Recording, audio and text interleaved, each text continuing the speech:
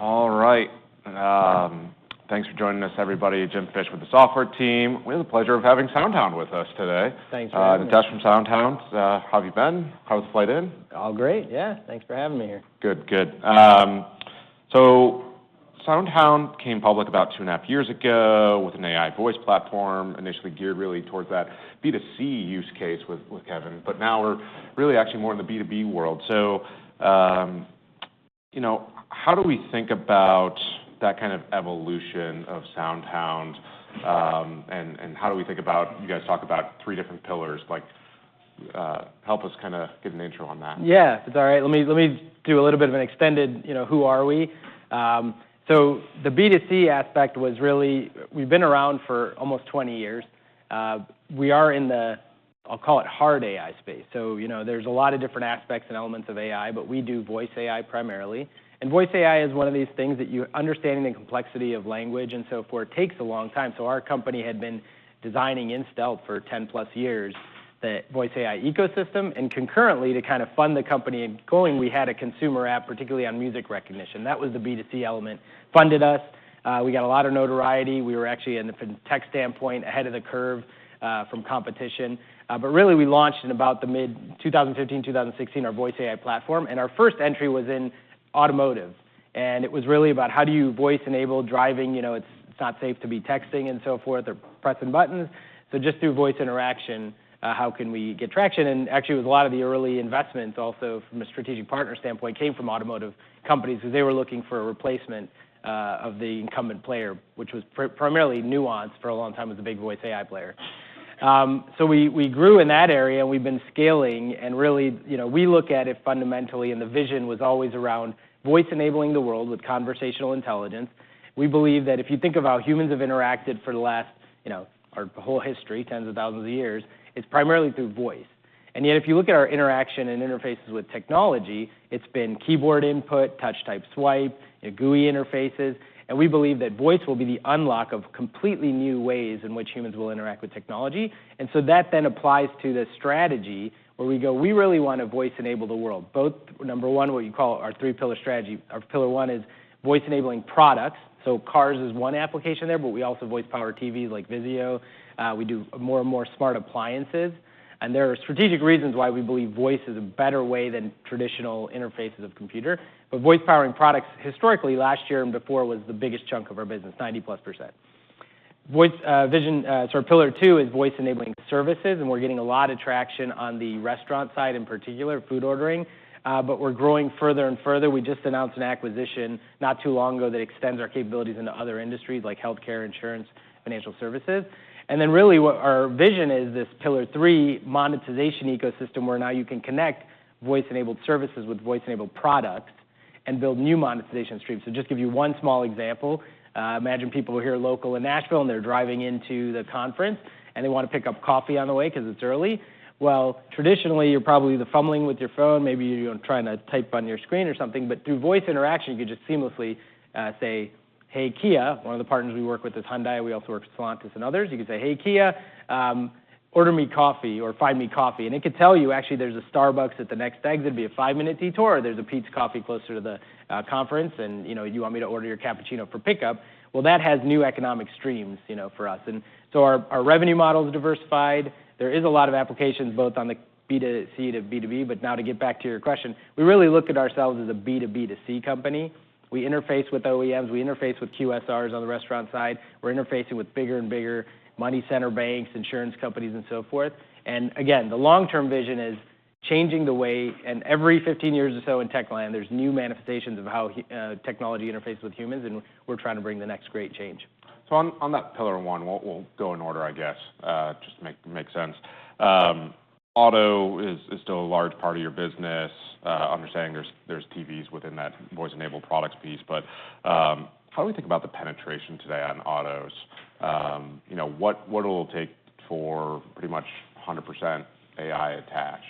Yeah, so there's 2 pieces. I think there's a penetration of voice in auto, and then maybe I'll talk about our penetration within that voice landscape. So today, probably roughly, more and more what you're finding is cars are connected and they have voice enablement. So traditionally, voice enablement was sort of embedded. You could connect and talk, but it was in-car controls without sort of that interconnectivity. You could turn up the volume, turn on the AC, open, close windows, command controls like that. Over the last, call it 5-7 years, really been more and more inflection and growth of connected cars that now you can, obviously have traffic patterns. Many people plug in CarPlay and you can get mapping or, connect to music and so forth. But that capability is growing a lot. And that was really the differentiation that we came in. So in the market today, there's probably 75% penetration of voice into vehicles. And every year it's really growing faster and faster. Nuance was the major incumbent player, and we've been stealing share. So our penetration of that market is still in the single digits. But the brands we partner with represent about 20% of the global market. So just growing with existing customers is a massive growth opportunity for us. We comment on bookings backlog and sort of metrics of those contracts that we have. So for us, there's a lot of growth opportunity just scaling with existing customers, but we're continuously adding. And our differentiation was always on the basis of tech. We're founded by PhDs from Stanford. We had a team, like I said, that worked in stealth to build the voice AI ecosystem. So we are one of just a handful of companies. We count the big tech in there, but we believe globally one of just a handful of companies that have all the pieces, parts, the voice AI ecosystem, which is speech recognition, natural language understanding, generation of text, and then speaking it back. And so we've come as more flexible startups, sort of bring up change at speed, and so that's how we've been growing and getting greater and greater penetration. So is it fair then to say we've moved beyond sort of the educational phase for that auto vertical and now more into the competitive, prove it out kind of phase? Yeah, I think so, but I'd add that there are behavioral things. We say this and why we also are very confident that now is the right time for voice AI to penetrate more. If you think of traditional interfaces, whether it's the car, people are used to they don't use the technology or they press the speaker button on the steering wheel and they'll say call home and they'll start calling your mom. It hasn't worked. Or you think of other voice applications, traditional interactive voice response systems where you press 1 for this, press 2 for this. People get very frustrated and they're screaming operator. That's the kind of historical technology that people's mental map is like, eesh, is this stuff really working? Even if you look at some of our demos that we have on our website and things that were launched nearly a decade ago as compared to your interfaces with Siri, Google, Alexa, which even your Alexa is still in your kitchen, pretty much you're limited to start set a time or play music, very limited utility commands, whereas our technology actually works in the context of how we're interacting, complex compound queries, something as simple as negation. I want this, not this.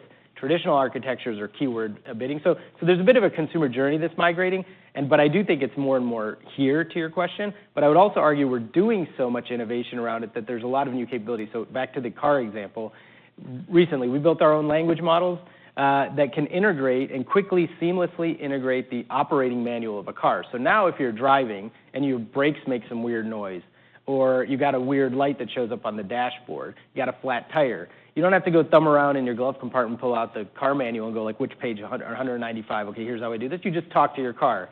Why is this light on my dashboard? And it can interface with you and tell you, okay, maybe you got to go take it to the dealership. That's the level of advancements we're making. So I think there's still some learning and growth. And the last one I'll add is that we're integrating other LLMs that are out there. So for example, we interface. We're the first one to go and live in production with Stellantis in Europe with connection and interface to OpenAI.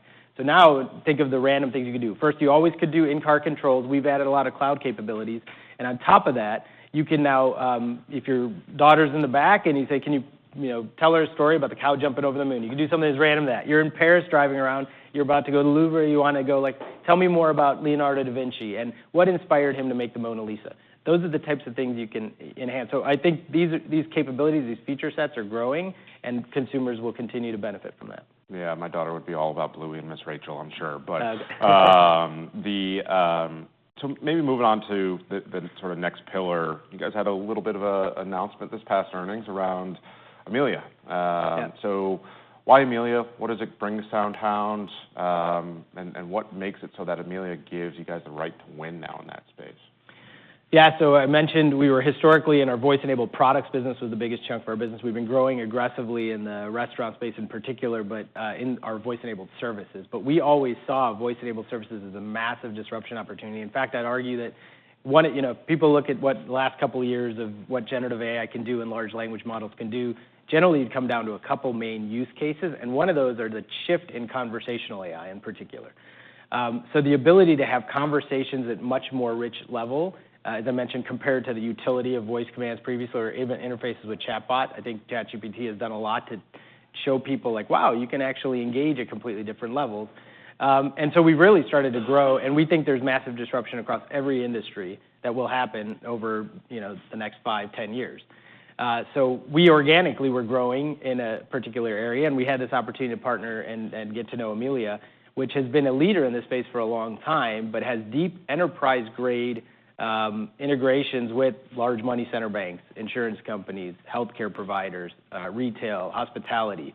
And that for us is tremendously attractive because especially in those highly regulated industries on our own organically probably would have taken us 5 to 7 years to understand customer requirements, integrate with their complex systems and so forth. And so now we can accelerate the customer journey. Full frankness, we weren't really looking to, we have so much opportunity in the restaurant space. We weren't saying like, wait, the next big thing to get on right now is healthcare. We certainly weren't thinking of organically growing, but when we met the team, we got to know them, we knew where they were in their state, really was an accelerant. And most importantly, it's really what you could do together. So for example, for many of their customers, this opportunity for using voice as a catalyst. So they third-party the voice capabilities. Well, we saw also with some restaurant opportunities that we can integrate our own best-of-breed, better technology, frankly, to bring new innovation to their customer base. And there's margin benefit because it's our own proprietary tech that we built up and hundreds of patents around it. So that application of accelerating their journeys, and I'd say the same thing the other way. The capabilities they bring, interfacing both with like IT operations or employee capabilities of just interactions in big enterprises that we could bring to our automotive partners, to our restaurant QSR partners. There's a lot of cross-pollination opportunity here. So we're just getting started. Just announced it recently, as you mentioned. So in integration mode, and and for us also just gives scale. We have an amazing tech stack, and to be able to get that out and show the differentiation, the innovation to more and more customers is something we're trying to pursue. Yeah, and you brought up the restaurant side of things. So I think you're up to 5 of the top 50 QSRs at this point. How long does that sort of deployment take across some of these large QSRs, and how much of a driver is this sort of labor arbitrage versus kind of tech investment to kind of fuel that? Yeah, so we're actually 5 of the top 20 currently announced, and then there's several other conversations going on. So there's a ton of action here. And the pacing and scaling really depends on the construct. So there's a few different things we're doing with restaurants. Number one, we do phone ordering, like a Jersey Mike's, where you call in, and that can scale much more quickly. Once you kind of get menu ingestion, integration with point of sales, you can scale that rapidly. And so like with Jersey Mike's, for example, we went out first out of the gate 50 locations right away. And then we're scaling across their full franchise fleet. We have other phone-based ordering capabilities with like Papa John's and some others. So we'll keep scaling. On the drive-through side, which is a huge area, many people, when you go through drive-throughs, nobody goes at the end like, wow, that was the best experience I ever had. In fact, oftentimes people have labor shortage challenges and so forth, and they're trying to prepare the food in the background. But now with automation, there's a real complement there, and we're seeing multiple benefits, is that there's speed and sort of cost efficiency that you mentioned, but we're also seeing ticket upsells. So one major chicken fast food joint, I won't mention their name, but they're super excited because they see $20 ticket prices already going to $22 because the AI never hesitates to upsell. If you program it the right way, it's consistent in the service. So ultimately, the pacing on drive-through, though, to your question, is a little bit gated on hardware requirements sometimes. You need the headset, you need the microphone, display boards, all those things. So that might gate it. But ultimately, for some of these, we're able to go quickly. Some of them are multi-year journeys. Some of these locations that we're now talking to have thousands and thousands of locations, and they all sometimes have different constructs. Very fragmented restaurant industry. One of the ways we are accelerating is we partner with channel partners. So we integrate with like Square, Toast, Olo, Oracle Micro Symphony. And we're bringing platforms where the bigger and bigger ones have their own custom point of sale, so we can create interfaces that allow that to be more seamless. Yeah, it makes sense. And maybe on the customer service side, I know it's very early on that journey here for you guys, but what are you actually seeing at a high level for sort of this conversational AI replacing human seats at this point? Well, I think 2 things are happening. I think the conversation with enterprises across all industries is only accelerating. People are curious, and they know, first of all, just with the momentum and the narrative out there about AI transforming businesses for productivity purposes, but also just doing different, bigger things. Every enterprise across industry is sort of curious about it. And what they're looking for are partners who really are true AI providers that have differentiation. So historically, SoundHound has been able to come in and say, look, we are a differentiator and we provide voice capabilities. We can extend that in conversation with Amelia. They have deep integrations with major enterprises. So I think that they're really, I'll take the restaurant example to answer that and give you, but this I think applies elsewhere. 18 months ago, 2 years ago, we were pushing and trying to get in front of more and more QSRs. Right now, we just have, more that we can handle, in fact. So we're trying to calibrate investment, towards our goal of getting profitability and so forth, while actually delivering. But the demand and the sort of inflow of demand is just accelerating. And so we're trying to pace, like if you get a massive QSR in here that says, I'd love to do X, Y, or Z with us, we don't want to put them on hold for 6 months. And so that's been more of the conversation the most recent 6 months. So there's a ton of demand. And I think, but most people also try to understand what part of AI do I play in. I understand this generative AI integration with LLMs. Everybody forever was buying like GPUs and now cloud services. They're trying to find applied AI use cases, and that's where we play. Who can provide really integrated AI to benefit their customer base or their employee population? And so we're seeing a ton of demand for that. Got it. And that's sort of, by the way, represented in our growth curve. Like we've been growing consistently over 50%. Our expectations and outlook for future years are also in that. And frankly, over the 5-year horizon, we think continued 50% CAGRs would be understated of our potential. So we really see a lot of opportunity. Understood. And maybe just to level set it all, you brought up a few competitors here, Nuance. I think Sharan does some stuff on the auto side. You guys have talked about sort of the cloud guys that are sort of internal capabilities. I guess, what does that competitive landscape look like in terms of who you guys are seeing most? And specifically, one of the questions we get is, like, what does SoundHound have as a kind of secret sauce that makes it so that the big cloud guys can't do what you guys can do? Yeah, I mean, industry by industry, there's slightly different competitive sets. So there are some people who say they play in the voice space, but they'll only have one component of the engine. They'll do speech recognition, they'll do speech-to-text transcription, or those types of capabilities, whereas we are, like I said, one of only a handful of companies that have the full engine. Voice, speech recognition, natural language understanding, generation, text-to-speech, content domain partners, integration, agnostic integration with different LLMs. So we do partner with OpenAI. We partner with Perplexity for real-time domains. And we, by the way, in the LLM world, like there's fiefdoms being created, right? You got the Microsoft OpenAI ecosystem. Google is not going to sort of partner with them. They're going to do their own Gemini Bard thing. You got Anthropic. So we're agnostic. We have an interface that sits on top. Number one, we believe our technology is better in terms of how humans interact. So if you look at, if we show our demos, you'll see that the complexity, the speed, the accuracy with which we work is step function different. We have actually benchmark data on our investor website about our performance in car. Customer did this against the benchmark of a big tech, and it talks about sentence accuracy, how well the conversation accurately works at standstill to higher and higher speeds with noisier and noisier. And we're constantly innovating. For example, where a lot of the LLM conversation's been on natural language understanding. When you text back and forth with GPT, it can understand what you're saying and hold a conversation, even though it might be hallucinating, but it can keep it going. We're doing a lot of the similar innovation on speech recognition. So now we have, a global footprint, so we're in a lot of languages and accents already and acoustic domains, but we're doing a lot on acoustic text-based prompting, so you can handle basically, one of the complexities of human language is just the variety of it and the different ways people infer things. And just with body language, people, you kind of pick up on stuff. That's things that we are constantly innovating, so our technology ends up being better. So now getting to your question on, that's why we think we're even differentiating against the big tech who have unlimited resources. We also, with the QSR space, we are working on the integration side to make it effective for the restaurant, whereas, in a lot of cases, the big tech don't provide full suite solutions. On the car side, they don't provide edge solutions, right? A lot of times they don't white label it. We work in service of the brand constantly. So if you're Hyundai, you want your consumer to say, hey, Hyundai. You don't want it to say, hey, Alexa.